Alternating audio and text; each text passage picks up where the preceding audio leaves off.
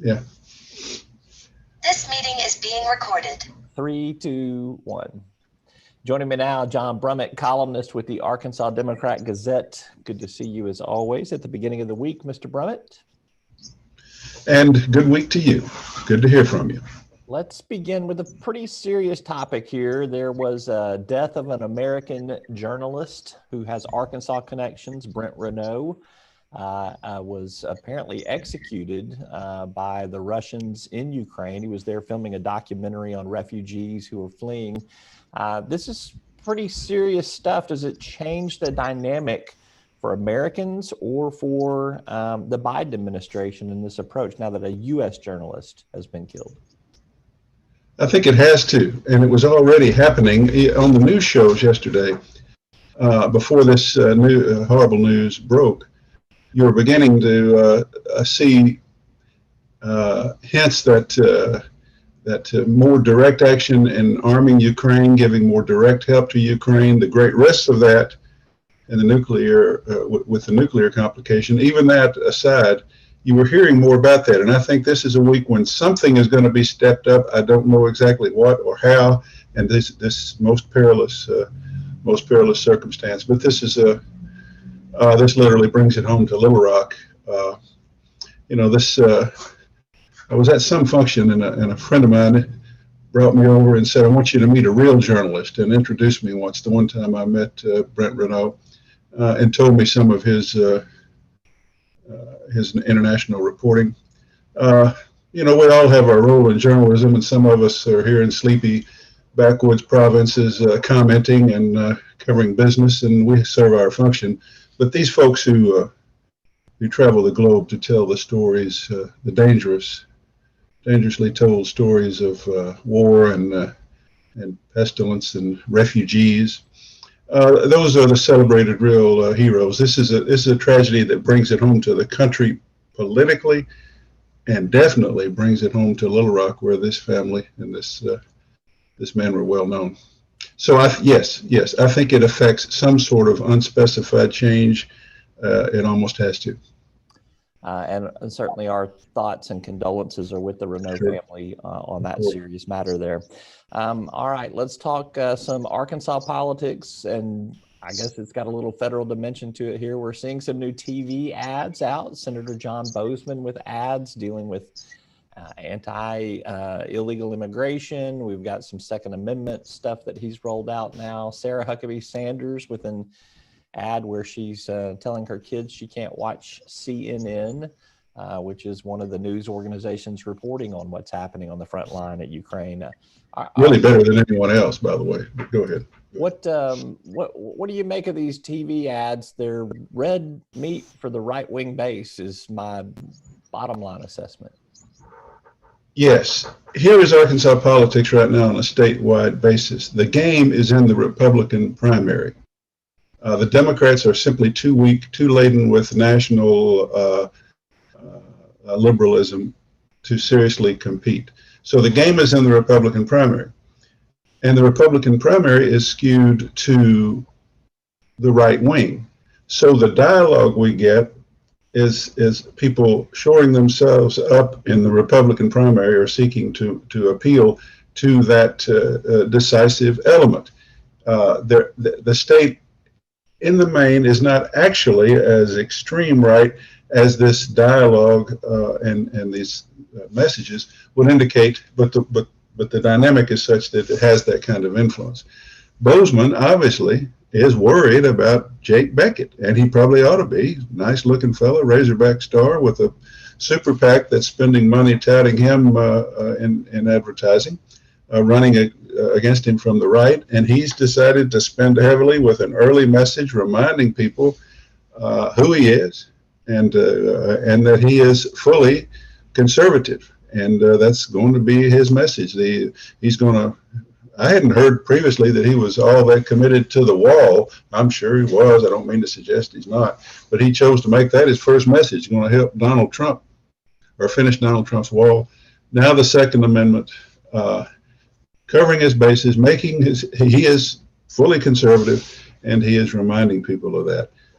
Sarah Sanders really doesn't need to spend any money. She's got this thing locked up, but she's got all this money, and she seems to be proceeding with a previous game plan, which is to open with this kind of biographical message that seeks to establish her as a regular mom of fine young children, who, oh, by the way, happens to be a close ally of Trump.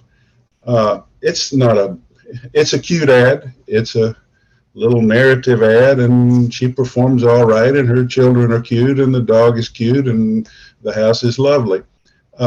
But she said the things she had to say were radical left, Biden, and turn off CNN.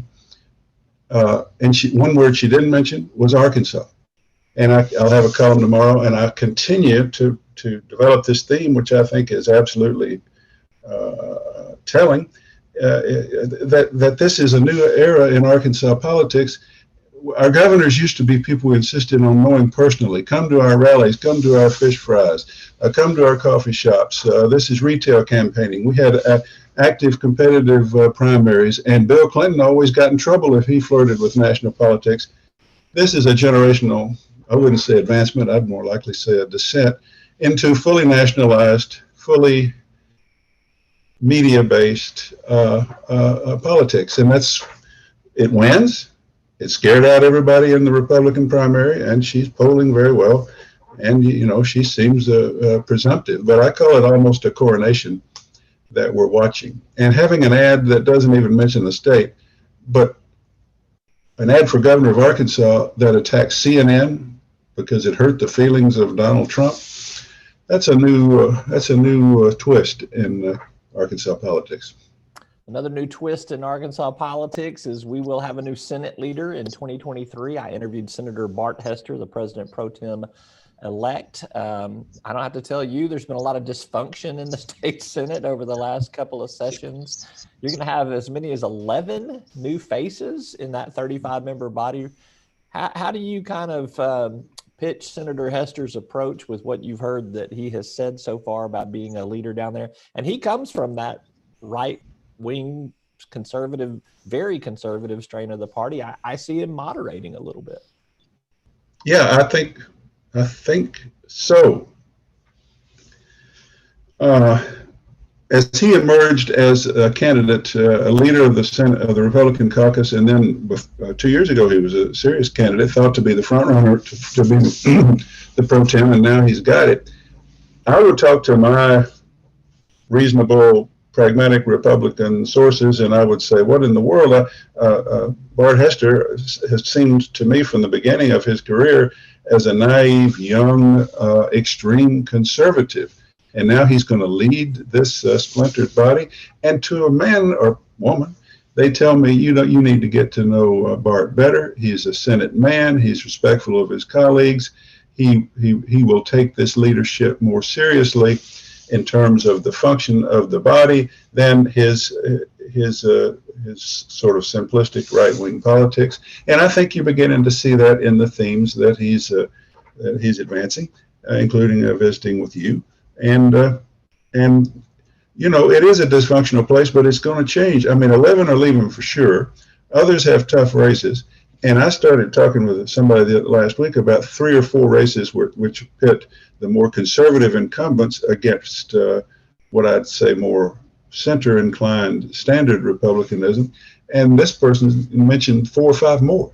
I think they're just all over the state, maybe 6, 7 seats.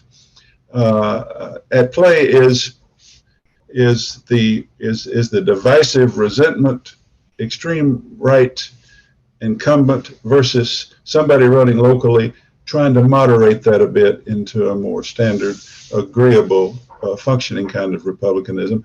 And Hester, I think, is seeking to position himself as the man who can make all of that work. And I wouldn't have thought it 3 weeks ago. But now it seems like that he would be that kind of Senate leader. But looks like we're going to get a chance to see, and people saying, give him a chance, give him a chance. So I certainly intend to do that. We could use some harmonious leadership in that body. Senator Jim Hendren was once known as a Shiite Republican at one time, you'll recall as well. He moved to the center. I think he changed a little. I think we changed a little. I think the temperament changed a little. Hester's story is a little different. I don't think he's in any remote chance becoming more liberal. I just think he's, in addition to his natural extreme conservatism, he may have some traditional Senate allegiance that he can tap here. We'll see, and can't be much worse, and could be some better. You know, I think it costs about $30,000 a day is the budget number for running the legislature when they're in session. And somebody told me, a political observer said that they should spend maybe 1 or 2 days of that pay on a therapist for the state Senate. It might help blend some personalities down there a little bit. We'll see. I think it certainly might have in last couple of years.